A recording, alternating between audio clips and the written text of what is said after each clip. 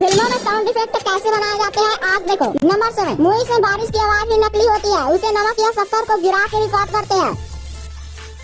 Number 6, fight scene के ये sound effect असल में कच्चे मांस को मार कर बनाते हैं। नंबर 5, फिल्मों में जब थप्पड़ मारते हैं तो वह चप्पल को पीटने की आवाज होती है। नंबर 4, मूवीज में जो लेजर की आवाज सुनाई देती है उन्हें ऐसे रिकॉर्ड किया जाता है। नंबर 3, एयरक्राफ्ट के उड़ने की आवाज को इस तरह कार्डबोर्ड और टायर की मदद से निकाला जाता है। नंबर 2, मूवी में जब ज़ॉम्बी किसी को काटते हैं तो उस आवाज को बनाने के लिए वे टमाटर को खाते हैं। नंबर 1, मूवीज में पंछियों के फड़फड़ाने की आवाज को कुछ ऐसे कपड़े की मदद से रिकॉर्ड करते हैं।